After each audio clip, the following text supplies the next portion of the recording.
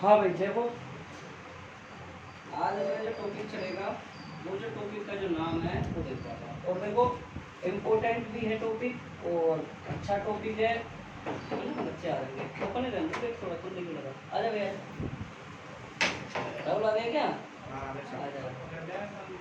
अरे साफ तो हाँ हाँ उठे गया। बिल्कुल विद्युत क्षेत्र की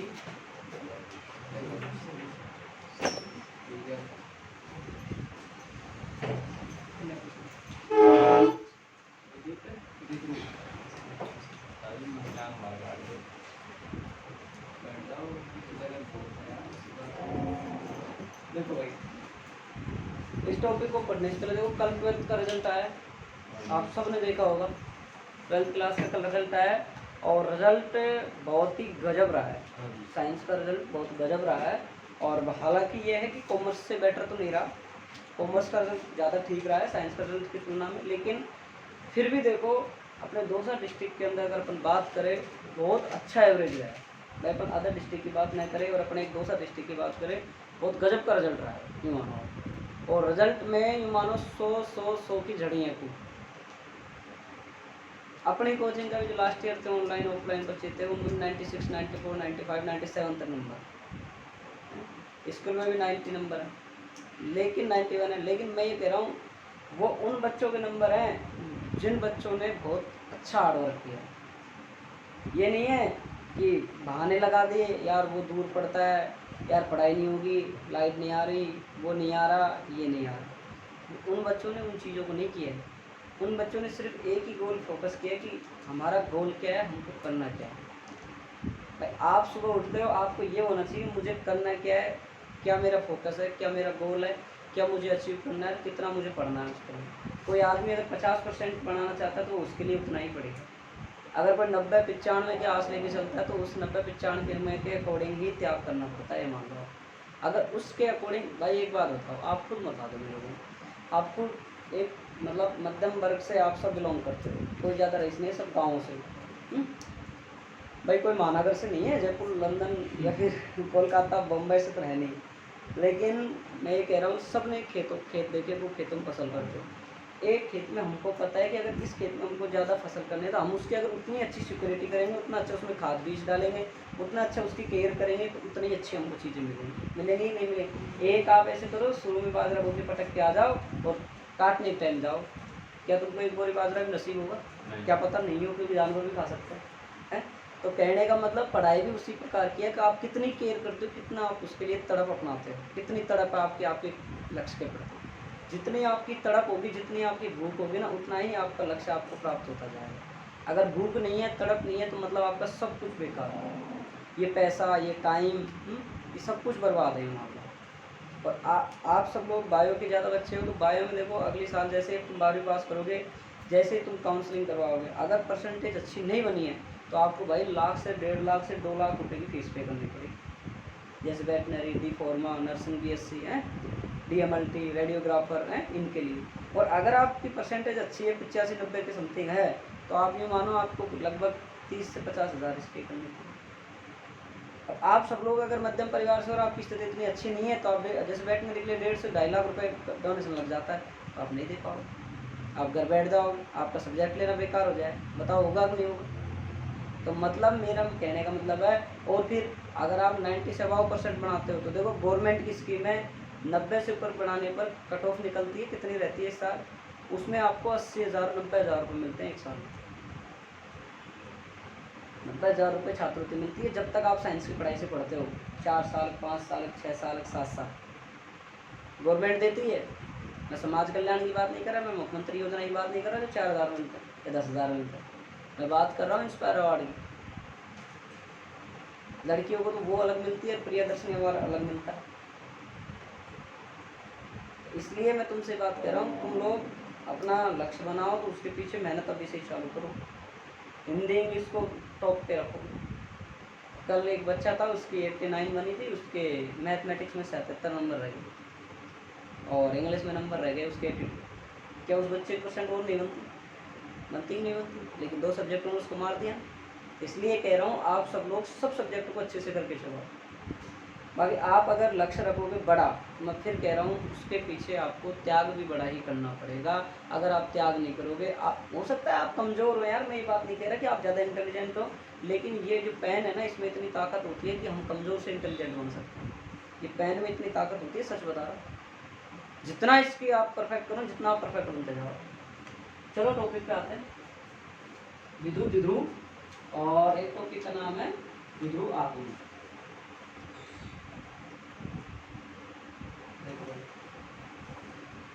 यही समझ लेना, डेफिनेशन को समझना, विद्युत द्विध्रुव क्या होता है। देखो भाई नया टॉपिक है, नए बच्चों के लिए कतई बिल्कुल भी कोई अलग टॉपिक नहीं है, बस थोड़ी सी बात जो सूत्र में आएगा मैं बस समझा दूंगा कि विद्युत द्विध्रुव क्या होता है। कि दो समान परिमाण के आवेश और जो विपरीत प्रकृति के आवेश होते हैं वो अल्प दूरी पर स्थित होते हैं, वही हमारा क्या कहलाता है, विद्युत द्विध्रुव कहलाता है। विद्युत द्विध्रुव क्या कहलाता है, दो समान परिमाण के आवेश और विपरीत प्रकृति के होते हैं ना, वो अल्प दूरी पर रखे होते हैं, वही हमारा क्या कहलाता है, विद्युत द्विध्रुव। जैसे कि हमारे पास में एक है प्लस क्यू आवेश और एक है माइनस क्यू आवेश, और ये स्मॉल ए दूरी पर रखा हुआ है, ये हमारा यह स्मॉल ए दूरी पर रखा हुआ है, ये हमारा क्या कहलाता है, विद्युत द्विध्रुव कहलाता है। बात समझ में आई। विद्युत द्विध्रुव क्या कहलाता है, दो समान परिमाण के जो आवेश होते हैं विपरीत प्रकृति के होते हैं और ये जो अल्प दूरी पर स्थित होते हैं वही क्या कहलाता है, हमारा विद्युत द्विध्रुव है। समझ में आगे बोली कम। अब देखो भाई द्विध्रुव आघूर्ण क्या होता है। देखो ये डेफिनेशन पूछी गई है बोर्ड में, डेरिवेशन ही नहीं पूछते, डेरिवेशन इसकी जो डेफिनेशन है वो भी पूछी गई है कि द्विध्रुव आघूर्ण क्या होता है। कि जो हमारे पास दो आवेश है ना, ये जो दो आवेश है जिनमें से कोई एक आवेश और इनके जो मध्य की जो दूरी है, ये ध्यान रखना। आप कहो सर आप 2a क्यों ले रहे हो, इसमें आप r भी तो ले सकते हो, आप a/2 बिल्कुल ले सकते हैं, लेकिन कैलकुलेशन जटिल हो जाएगी, इसलिए इसको अपन कितने लेते हैं, 2a लेते हैं। कि हमारे पास में ये तो क्या था कि दो समान परिमाण आवेश थे हमारे पास में है, और ये कितनी दूरी पर, एक अल्प दूरी पर रखे हुए थे, ये क्या कहलाती थी, व्यवस्था हमारी विद्युत द्विध्रुव कहलाती थी। और हमारा द्विध्रुव आघूर्ण क्या रहता है कि इसमें से कोई एक आवेश, इसमें से कोई एक आवेश ले लिया हमने क्यों, और वो जो दूरी है ना, ये दूरी, इसका जो गुणनफल है वो हमारे पास में क्या कहलाता है, द्विध्रुव कहलाता है। बताओ समझ में आया कि नहीं। वापस से देखो आप कि आपके पास वापस से देखो विद्युत द्विध्रुव में तो क्या होता है, दो आवेश होते हैं, दोनों आवेश एक दूरी पर रखे होते हैं, ये व्यवस्था क्या कहलाता है, हमारी विद्युत द्विध्रुव कहलाती है। ठीक है, जैसे आपके पास में HCl है तो H प्लस और Cl माइनस, ये डिस्टेंस पर रखे हुए हैं तो हमारे पास क्या कहलाएगी, विद्युत द्विध्रुव। अब आपकी बात आती है द्विध्रुव आघूर्ण कि इसका कोई एक आवेश ले लिया हमने, ये इसका परिमाण ले लिया, ठीक है, और इसके बीच की जो दूरी है, दूरी कितनी है, 2a या 2r बोल दो, 2d बोल दो ना, इन दोनों का जो गुणनफल है वो हमारे पास क्या कहलाएगा, द्विध्रुव आघूर्ण। ना समझ में आया भाई, और समझ में आया कि हमारे पास में कोई भी एक आवेश का परिमाण और हमारे पास उसकी जो दूरी है वो, उनका जो गुणनफल है ये क्या कहलाता है, हमारे पास में द्विध्रुव आघूर्ण कहलाता है। देखो भाई वापस देख लो, विद्युत द्विध्रुव तो क्या था, दोनों आवेश है और जो भी एक अल्प दूरी पर रखे हुए हैं, ये व्यवस्था क्या कहलाती है, हमारी विद्युत द्विध्रुव कहलाती है। लेकिन हमारे पास में द्विध्रुव आघूर्ण कंफ्यूज नहीं होना, आप डेफिनेशन रटो मत, आप तो सिर्फ डायग्राम याद रखो, एक आवेश दो आवेश, दोनों आवेश है समान परिमाण के लेकिन एक ही डिस्टेंस पर रखे हुए हैं, ये व्यवस्था क्या कहला रही है, मेरी। लेकिन हमारे पास द्विध्रुव आघूर्ण क्या कहलाएगा कि सर इसका कोई एक आवेश ले लो ये रहा, और एक ये दूरी है ना, इसका जो गुणनफल है वो हमारे पास में क्या कहलाएगा, द्विध्रुव आघूर्ण। और द्विध्रुव आघूर्ण किससे दर्शाते हैं, P से। किससे दर्शाते हैं, P से। किससे दर्शाते हैं भाई, P से दर्शाते हैं। और देखो आप आगे देखो, इसके बाद में इसको किससे दर्शाओगे आप, P से। इसकी जो डायरेक्शन होती है वो नेगेटिव से प्लस की ओर होती है, इधर होती है भाई नेगेटिव से प्लस की ओर। लेकिन इलेक्ट्रिक फील्ड जो था हमारे पास में सतीश, उसकी डायरेक्शन किधर थी भाई, बताओ, कल ही बताया था मैंने यार, बताओ श्याम, प्लस से माइनस। ये ध्यान रखना, इसकी डायरेक्शन किधर है हमारे पास, हमारा माइनस से प्लस। ठीक है, इन चीजों को ध्यान रखा करो, भूला मत करो, बार बार याद दिलाता रहता हूँ मैं।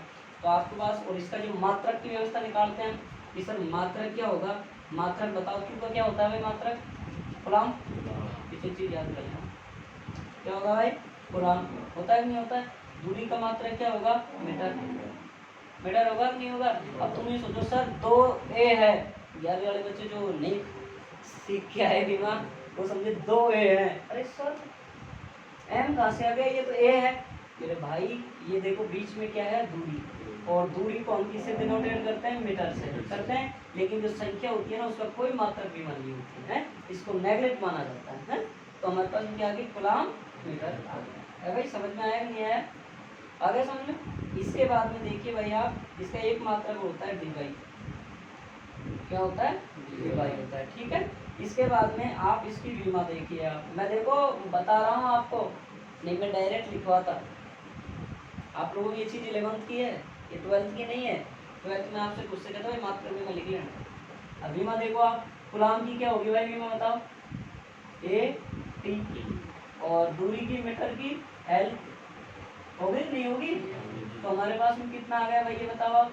सर एम तो 0 है, एल 1 है, कॉपी में घर से पढ़ के आना कल इसको वापस से, और टी बोलो समझ में आया कि नहीं आया बताओ, समझ में आ गई। विद्युत आघूर्ण क्या होता है हमारे पास में, कोई एक आवेश और उसके बीच की दूरी का गुणनफल, दोनों का गुणनफल क्या कहलाता है हमारे पास में, विद्युत आघूर्ण। अब आप कहो कि सर इसको हम वेक्टर फॉर्म में लिखो, तो बिल्कुल भाई वेक्टर फॉर्म में लिखो। आप वेक्टर फॉर्म में लिखोगे तो देखो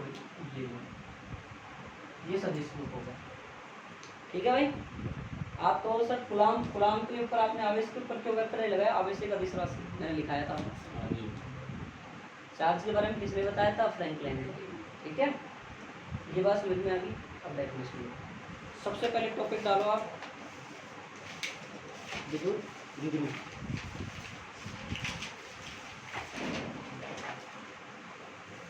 देखो एक ऐसा निकाय, एक ऐसा निकाय, एक ऐसा निकाय जिसमें एक ऐसा निकाय, एक ऐसा निकाय जिसमें दो समान परिमाण, एक ऐसा निकाय जिसमें दो समान परिमाण, एक ऐसा निकाय जिसमें दो समान परिमाण व विपरीत प्रकृति वाले आवेश, विपरीत प्रकृति वाले आवेश, विपरीत प्रकृति वाले आवेश, विपरीत प्रकृति वाले आवेश, विपरीत प्रकृति वाले आवेश कुछ दूरी पर उपस्थित हो, कुछ दूरी पर उपस्थित हो, विद्युत द्विध्रुव कहलाता है।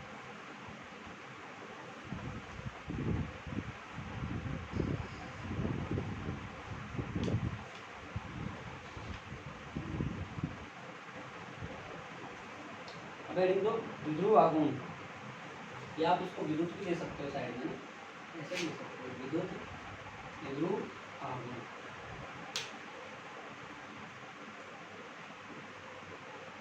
ना समझ में आया, समझ में आ गया। अब ये क्या नाम है, नया आया बच्चे, क्या नाम है, सुनील, सुनील सुमेर शर्मा, कहाँ से आता है, सुनील ऐसे बोल रहा था, मैं बीमार हो गया। विद्युत द्विध्रुव आघूर्ण लिख लिया। अब लिखो, इसमें लिखो किसी विद्युत द्विध्रुव के कारण, किसी विद्युत द्विध्रुव के एक आवेश के, किसी विद्युत द्विध्रुव के, किसी विद्युत द्विध्रुव के, किसी विद्युत द्विध्रुव के एक आवेश का परिमाण, एक आवेश के परिमाण व एक आवेश के परिमाण व दोनों आवेश के मध्य की दूरी, दोनों आवेश के मध्य की दूरी द्विध्रुव आघूर्ण कहलाती है।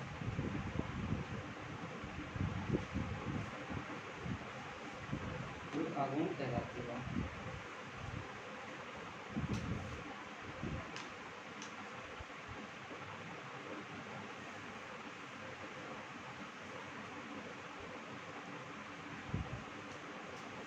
समझ में आ गया भाई मोनिका। अब ये लिख लो आप, देखो ये डायग्राम बना लेना, इसके बाद में आप ये सूत्र लिख लेना, फिर आप लिखना यह एक सदिश राशि है जिसकी दिशा, अब देखो ज़्यादा दिमाग मत चलाना कि आप भी ऐसे लिख दो -b, तो बाद में एग्जाम आएगी तो ये याद रखो -b ये होता है ऋणावेश से धनावेश की ओर होती है, ठीक है। जिसकी दिशा ऋणा पूरा लिखना, कॉपी चेक कर ध्यान रखना, ऋणावेश से धनावेश की ओर होती है। और कॉपी सबने बना लेना, कॉपी बना लेना, अपना मोटी कॉपी बनाना, करीब करीब 80-90 रुपये वाली कॉपी बनाना, ठीक है। और ये लिख दो आप, ठीक है, ठीक है ना, कॉपी बना लेना। और अब विकास रेल बनेगी, बढ़िया तरीके से टेस्ट लेंगे उस दिन, ठीक है ना। अगर पढ़ेगा नेक्स्ट तो चिंता लग गई है और अभी बताऊँगा टेस्ट, बस ये जैसे टॉपिक खत्म हो लेसन टेस्ट लगेगा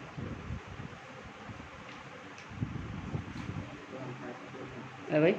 जो नए हैं उन देखो भाई, आगे देखो, अक्ष पर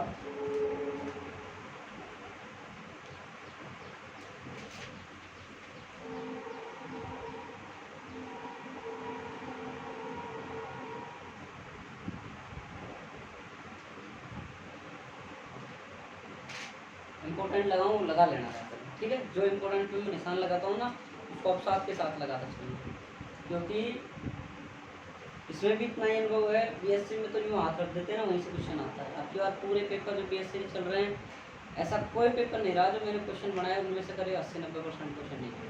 अभी 12th में भी पिछले साल जो मैंने सेकंड बुक पढ़ाई थी स्कूल में, तो सेकंड बुक में से एक सिंगल छोटा क्वेश्चन नहीं था जो उसमें से मैच नहीं हुआ, एक सिंगल छोटा क्वेश्चन नहीं था।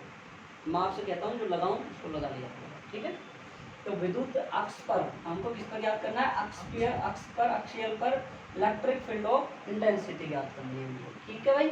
और जिस बच्चे को नीट IIT में जाना है आगे, अच्छा देखो बायोलॉजी के बाद बच्चे, आप सबको एक बात बता देता हूँ, देखो ये सजेशन मानो मेरा, आप सब बायो पढ़ते हो, बायो की जो इंग्लिश टर्मिनोलॉजी है उसको आप कॉपी में जब नोट्स बनाओ साइड में लिखा करो, क्योंकि भाई बायो अगले साल जब जितने भी आप कोर्स करोगे ना बायोलॉजी से, सारे कोर्स इंग्लिश मीडियम में होते हैं, हिंदी मीडियम में नहीं होते। आपको बहुत दुविधा नहीं होगी अभी से अगर आप रख लोगे। फिजिक्स में भी आप कोशिश किया करो ना। तो देखो भाई, सबसे पहले हम क्या करते हैं कि हमारे पास में क्या है, देखो भाई हम चित्र बनाते हैं कि कोई एक ये व्यवस्था है, द्विध्रुवागमन वाला चित्र बना देते हैं हम, +Q और ये -Q। ये देखो अब इसके बाद समझना कि ये हमारे पास क्या कहलाती थी कि ये सर ये जो व्यवस्था थी ना, ये हमारे पास होती थी वैद्युत द्विध्रुव आघूर्ण, यही होती थी हमारे पास। इसका जो बीच का जो केंद्र है, ध्यान देखो, दोनों आवेश का जो बीच का जो पॉइंट है वो हमारा क्या कहलाता है, विद्युत द्विध्रुव का केंद्र कहलाता है। दोनों आवेशों को मिलाने वाली जो रेखा होती है वो हमारी क्या कहलाती है, अक्ष कहलाती है। ध्यान से सुनना, दोनों आवेशों को प्लस और माइनस, ये मेरे पास में क्या है, अक्षीय है, एक्साइड नहीं है भाई। अगर मैं इस राशि के ऊपर, इसके ऊपर मैं एक कोई और एक चीज यूँ गुजार देता हूँ इसके केंद्र से या परपेंडिकुलर कर देता हूँ, तो क्या कहलाएगी, निरक्ष या विश्वतीय रेखा। एक बार एग्जाम में विश्वतीय रेखा दे दिया तो सारे बच्चे कंफ्यूज हो गए थे, बोले टीचर ने पढ़ाया नहीं, बाहर आ गए इसलिए इससे बोनस मिलेंगे, अगर क्या बाटा बोनस मिलेंगे जब अगर तुम पढ़ते तो वही चीज़ है। तो देखो मेरी बात ध्यान से, अक्ष क्या हो गया, +Q -Q, दोनों को मिलाने वाली रेखा क्या कहलाती है, अक्ष। और निरक्ष, इनके जो मध्य बिंदु या फिर इनके जो लंबवत जो रेखा गुजरती है वो हमारी क्या कहलाती है, निरक्ष कहलाती है। समझ में आ गया भाई, मेरी बात वापस से सुनो कि दोनों आवेशों को मिलाने वाली रेखा क्या कहलाती है, अक्ष कहलाती है। लेकिन जो इनके जो केंद्र से या फिर इनके जो लंबवत गुजरती है वो रेखा क्या कहलाती है, निरक्ष कहलाती है। ये कौन सी चीज है, निरक्ष। और हम अगले टॉपिक में बात करेंगे निरक्ष की।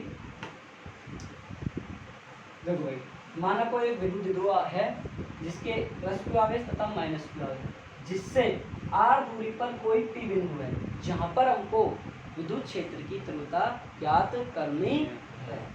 ध्यान से समझना, बहुत गजब का कंसेप्ट है यहाँ पे, इसको थोड़ा छोटा कर देते हैं।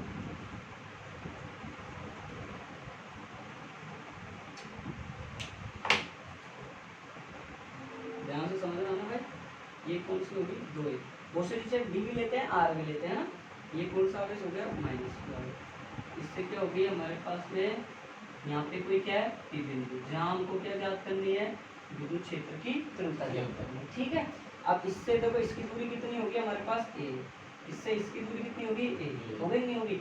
अब ये हमारे पास में जो टोटल दूरी है वो कितनी है, R दूरी पर कोई P बिंदु है। याद करो परसों का टॉपिक बिंदु आवेश कि सर इससे R दूरी पर कोई P बिंदु है, जहाँ पर हमारा Q नोट रखा हुआ है, वहाँ पर हमको क्या ज्ञात करनी थी, क्षेत्र की बिंदु आवेश के कारण तीव्रता ज्ञात करनी। ठीक है नहीं? तो मेरी बात वापस सुनो, कोई हमारा विद्युत द्विध्रुव है जिसके एक अक्ष पर क्या है प्लस क्यू आवेश है, दूसरे अक्ष पर क्या है माइनस क्यू आवेश है, जिससे r दूरी पर कोई p बिंदु है जहां पर हमको क्या ज्ञात करनी है विद्युत क्षेत्र की तीव्रता। अगर मैं बोलूं इसमें देखो E1 की दिशा किधर हो जाएगी बताओ मुझे, इलेक्ट्रिक फील्ड E1 की दिशा इधर हो जाएगी, E2 की दिशा माइनस वाले की तरफ जाएगी, क्यों? क्योंकि इलेक्ट्रिक फील्ड में धनावेश होता है उसकी दिशा क्या होती है थोड़ी दूर की ओर होती है, ऋणावेश की दिशा पास की ओर होती है। बात पीछे जो मैंने लिखाया पढ़ाया लेक्चर देख लेना जो बच्चे नए हैं वो पूरे लेक्चर है भाई ना। जो देखो वापिस से देखो, अब हमारे पास में कोई मान लो ये इलेक्ट्रिक फील्ड है, अब इसमें प्लस क्यू आवेश है और इसमें माइनस क्यू आवेश, तो प्लस क्यू आवेश की दिशा किधर होगी इधर, और माइनस क्यू आवेश की दिशा किधर होगी इधर, इससे थोड़ा दूर की और इससे पास की ओर। समझ गए ये बात? समझ में आ रही है भाई? देखो फिर भी आपको थोड़ा लग रहा हो कि देखो नए नए हो, थोड़ा हो सकता है अनकम्फर्ट फील करो, लेकिन फिर भी आपको समझ में आ जाएगा, मैं इतनी गारंटी देता हूँ। तो आपका यहाँ क्या ज्ञात करना है, आपको विद्युत क्षेत्र की तीव्रता ज्ञात करनी है। अब देखो प्लस क्यू आवेश के कारण जो बच्चे नए हैं वो बच्चे एक चीज देखो भाई कि हमने पिछला टॉपिक पढ़ाया, आप यूट्यूब पे मेरा चैनल है फिजिक्स बाय भूपेश सर, उसको सर्च करना, उसके ऊपर टॉपिक डाला हुआ है ना, बिंदु आवेश के कारण विद्युत क्षेत्र की तीव्रता निकालना सिखाई थी मैंने। तो देखो यहाँ से अपन ने क्या लिया था प्लस क्यू आवेश, यहाँ आठ दूरी पर क्या था कोई पी बिंदु था, इसके कारण विद्युत क्षेत्र बिंदु आवेश की क्या बात करनी थी हमको तीव्रता, उसका जो फॉर्मूला आया था वो क्या आया था भाई E बराबर के क्यू अपॉन आर स्क्वायर। ये कैसे आता है जो नए बच्चे वो समझना, कूलाम नियम हमारे पास में क्या कहता है कि कूलाम नियम सर कहता है के Q1 Q2 upon are square, ये कहता है हमारा F बराबर। ठीक है भाई, इसी से अब हम क्या करेंगे इसको सोल्व करेंगे। तो देखो इस हम देखो प्लस क्यू आवेश के कारण बिंदु P पर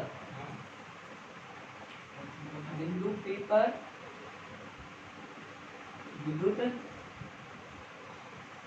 क्षेत्र की तीव्रता। ठीक है भाई, प्लस क्यू आवेश के कारण।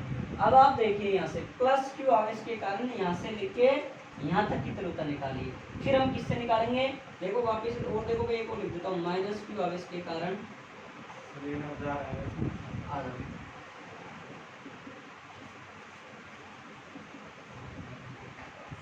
मैं थोड़ा ऐसे शॉर्ट में लिख देता हूँ ना, आप पूरा लिख लेना।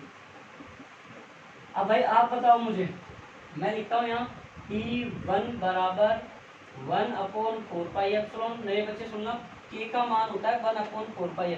ठीक है भाई, ठीक है, आप पीछे की टॉपिक पढ़ोगे आपको कवर हो जाएगा। तो यहाँ से कितना हो गया क्यों देखो यहाँ से देखो अपने पास में क्या हो गया बताओ भाई, क्यू स्क्वायर आएगा क्यों आएगा बताओ आप बताओ क्यों ही तो आएगा भाई। अब इसके कारण इस पर निकाल रहे हैं, इसके कारण इस पर बल लगा रहे हैं, फिर इसके कारण इस पर बल लगाएंगे, तो अब आप बताओ कितना आ जाएगा बताओ भाई। अब यहाँ से लेके यहाँ तक की दिशा ज्ञात करनी है, ध्यान से देखना पूरी कितनी है R है, R के बाद में हमको यहाँ से लेके फिर यहाँ तक की ज्ञात करनी है। अब आप बता दीजिए प्लस क्यू आवेश के कारण बताओ के क्यू अपॉन, यह बताओ मुझे तो आप R प्लस ए का होल स्क्वायर आएगा या R माइनस ए का होल स्क्वायर आएगा, ये समझा दो। सोचो देखिए अब जल्दी सोचो, दोनों चीज सोच लो फटाफट। R माइनस में आएगा प्लस में आएगा, और एक चीज और देता हूँ E2 बराबर 1/4πε, ये इसलिए दे रहा हूँ आपको समझ में आ जाए। यहाँ क्या आएगा बताओ, यहाँ प्लस में आएगा या यहाँ माइनस में आएगा, ये बता दो आपको मेरे बस।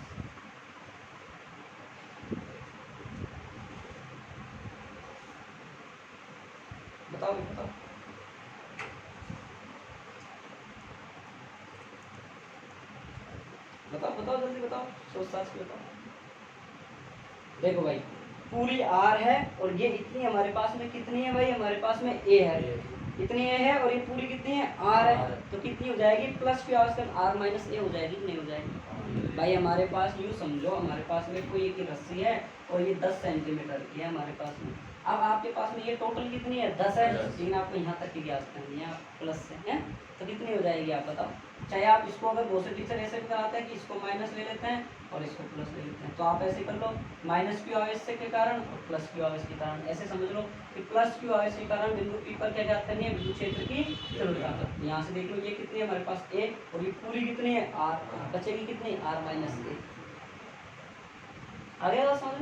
अब देखो यहाँ से माइनस आवेश के कारण, ये माइनस वाला है तो भाई देखो माइनस में क्या है हमारे पास में, माइनस में देखो ये है कि ये तो माइनस क्यू आवेश है, ये प्लस क्यू आवेश है, और यहाँ से लेके यहाँ तक की कितने हैं आर है, लेकिन यहाँ से यहाँ तक की हमारे पास में कितनी है ए है। तो देखो ये इतनी है, ये इतनी है हमको, और ज्ञात यहाँ ज्ञात करनी है, वहाँ पे करनी है, तो कितनी हो जाएगी आर प्लस ए। भाई एक तो पूरी और छोटी दोनों मिला के कितनी हो जाएगी आर प्लस, ये कितनी रहेगी। वापिस से सीखो, वापिस से समझ लो, एक बार वापिस से समझ लो। प्लस क्यू आवेश के कारण बिंदु P पर विद्युत क्षेत्र की तीव्रता ज्ञात करनी है हमको। तो देखो वापिस से ये हमको फॉर्मूला ज्ञात करना है, बिंदु आवेश के कारण विद्युत क्षेत्र की तीव्रता से के क्यू अपॉन आर स्क्वायर होता है। इसी प्रकार मिलिए 1/4πε जो के का मान होता है। क्यू हमारे पास में किसके कारण लगा रहे हो, प्लस क्यू आवेश के कारण लगा दिया, ठीक है। अब हमको डिस्टेंस करनी है, हमारे पास में पूरी कितनी है आर है, ये कितनी है इतनी सी है, भाई इतनी सी तो है, क्यों हमको यहाँ से लेके यहाँ तक की तो निकालनी है, प्लस क्यू आवेश के कारण निकालनी है हमको। तो हमारे पास में ये तो कितनी हो गई आर, ये कितनी हो गई ए, घटा के निकाल लेंगे। अब फिर हम क्या कर रहे हैं, माइनस आवेश के कारण बिंदु P पर विद्युत क्षेत्र की तीव्रता माइनस क्या है ये रहा, टोटल कितनी है आर। अब हम यूँ माने कि हमारे पास में ये टोटल कितनी है 10, और ये निकालनी है हमको 2, और हमको टोटल बतानी है, तो ये और ये जुड़ के कितनी हो जाएगी 12। आगे बात समझ लो। अब आगे देखो, यहाँ पे देखो हमारे पास में इलेक्ट्रिक फील्ड E1 किधर लगेगा, इधर लगेगा कि नहीं, ये जो प्लस आवेश के कारण मैंने भी बताया था।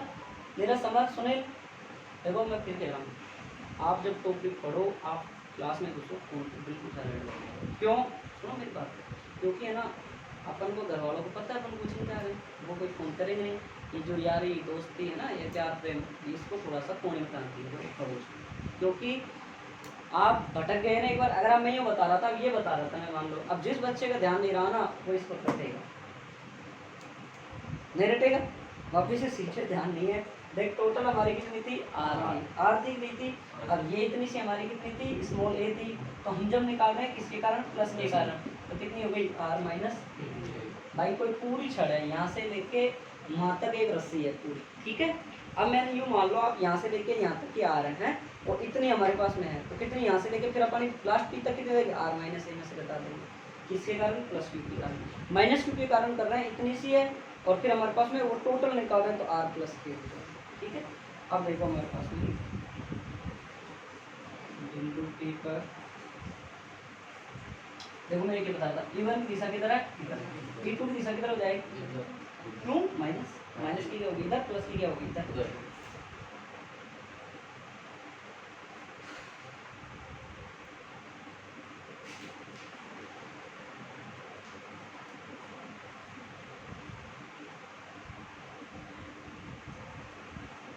क्या लिखे, सही है क्या, सही है क्या, सही है पता। अबे इधर देखो, ये इधर है, ये इधर, फिर क्या सही है क्या, नहीं है माइनस, फिर बोला करो, सोचा करो। E बराबर E1 1/4πε Q upon r minus a का और स्क्वायर माइनस 1/4π ए, सतीश कहेगा फिर सर सही बना, Q अपॉन आर प्लस ए का होल स्क्वायर, ई वेक्टर बराबर 1/4πε और Q ये कॉमन ले लो, और ये क्या आ गया 1 माइनस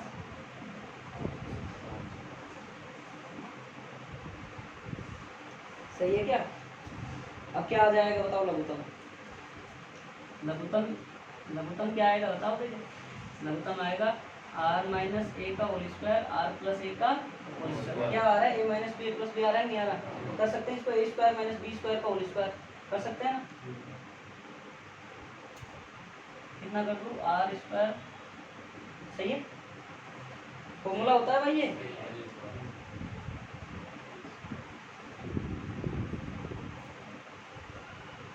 ठीक है सब समझ में आ रहा है राहुल, बिल्कुल समझ में आ गया, मैं बिल्कुल धीरे धीरे चल रहा हूँ। इसके बाद में टी वेक्टर बराबर क्यू, इसको देखो इसका इसमें भाग दोगे तो इसको एक बार ऐसे लिखो जब जाकर तुम्हारे समझ में आएगा आर माइनस, अब देखो इसका इसमें दोगे तो क्या बचेगा आर प्लस ए का होल स्क्वायर, इसका दोगे तो सही है ना। एक छोटे बच्चे की तरह कैलकुलेशन करा रहा हूँ एलसीएम लेके, हैं। तो देखो ई वेक्टर बराबर क्यू अपॉन 4 पाई एप्सिलॉन। अब देखो ये खोल दो, r square plus a square plus 2r minus r square plus a square minus 2r बटा r square minus a square. समझ में आ गया भैया। देखो ये कट गया, कैसे कटेगा साहब, ये माइनस का हो जाएगा, माइनस का चिन्ह इससे गुणा हो जाएगा, ये प्लस का हो जाएगा, प्लस और प्लस क्या हो गया 4 हो गया ना। कितना आ जाएगा हमारे पास E vector q upon 4 pi epsilon और 4 आर ए। अब निकाल लो ऐसे फिर क्या देंगे, देखो जगह नहीं है ना, देखो थोड़ा। और अगर आप ये लिखना चाहो ना तो मैं यहाँ से डिस्टेंस भी लिख देता हूँ। देखो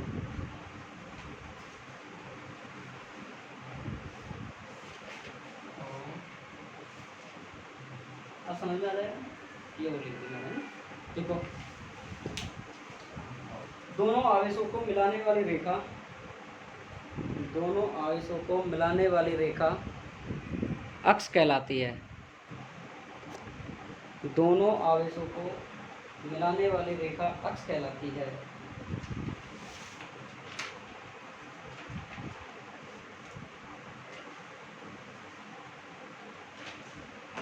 दोनों आवेशों को मिलाने वाली रेखा क्या कहलाती है, अक्ष कहलाती है। अब लिखो नीचे, माना एक विद्युत द्विध्रुव है,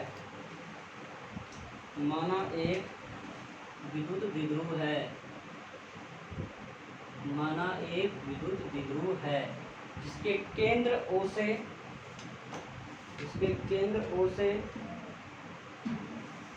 जिसके केंद्र O से, जिसके केंद्र O से R दूरी पर कोई P बिंदु स्थित है, P बिंदु स्थित है,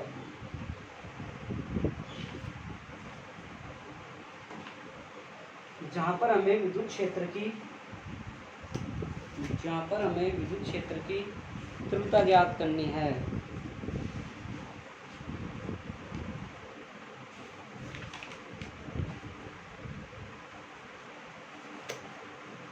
जहां पर हमें विद्युत क्षेत्र की तीव्रता ज्ञात करनी है।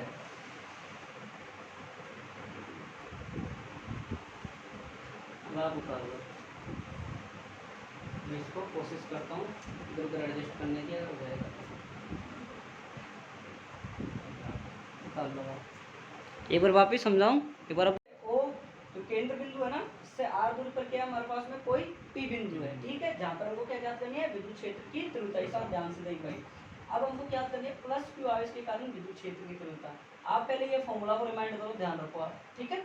अब आप बहुत से बच्चे ये कारस्तानी मत करते ना, पीछे सर आपने पढ़ाया 2 आवेश थे तो डायरेक्ट टिकाओ के क्यू वन क्यू टू के क्यू स्क्वायर, ऐसे मत करना, गलती मत करना। मैं क्या लिख रहा हूँ वो देखो। अब आप प्लस क्यू आवेश के कारण बिंदु पी पर, इसके कारण इस पर, तो मतलब इसका कोई मतलब नहीं है, तो विनाश है, इसका इसका बात करनी है।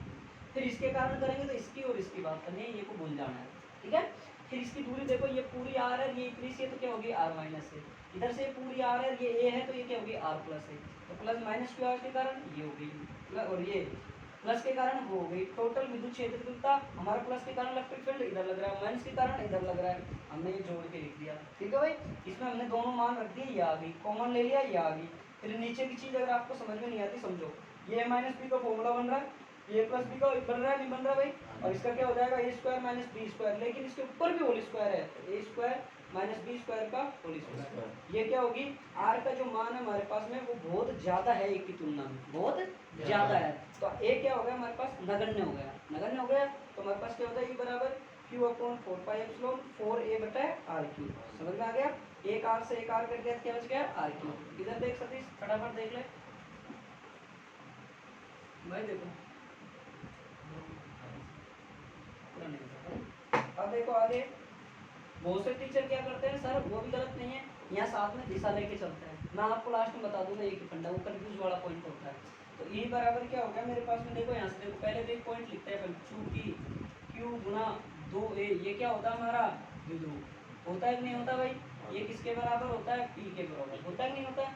तो हम इसको क्या लिख सकते हैं? E बराबर 2q अपॉन 4 पाई एप्सिलॉन, 2 बाहर लिख दिया और क्या लिख देंगे हम यहाँ से? q गुना 2a। इस फॉर्मेट को देखो 4a है, इसको टुकड़े में तोड़ो, 1 2 को बाहर लिख दिया मैंने और एक q लिख रहा है, क्या लिख रहा है?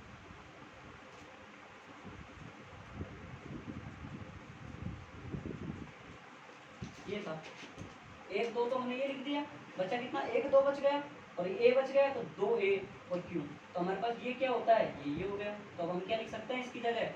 सर आप लिख सकते हो E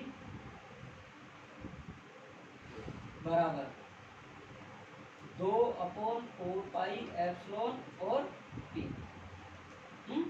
और सर अगर आप और अच्छे से लिखना चाहो तो लिख सकते हो 2 kg। अरे बड़ा पाप कर दिया भाई, आर क्यूब भी बचेगा, ये क्या बच गया R। और ये क्या हो गया हमारे अक्ष पर विद्युत क्षेत्र की तीव्रता। अब फॉर्मूले से दो बातें निकल के आ रही है, उनको बड़े गजब से समझ लो, खुद को समझना पड़ता है लेकिन मैं बता रहा हूँ। यहाँ पे हमारी जो अक्ष पर विद्युत क्षेत्र की तीव्रता है वो आवेश पर निर्भर कर रही है क्या? हाँ कर रही है, बाटा है ही नहीं यहाँ पे, किस पे कर रही है? विद्युत द्विध्रुव आघूर्ण। और हमारे विद्युत क्षेत्र की तीव्रता अक्ष पर है वो दूरी के 3 एक घन के घात के व्युत्क्रमानुपाती है। घन के व्युत्क्रमानुपाती है नहीं? अरे भाई सर जी आप, हम बहुत महान आदमी। ये ठीक है जी, अब आप उतारो इसको, आपका ये कंप्लीट है। मैं सोचा दोनों एक जिक करा दूंगा लेकिन आपको मैं थोड़ा लेक्चर दे दिया तो ये हो गया। ठीक है, थैंक यू।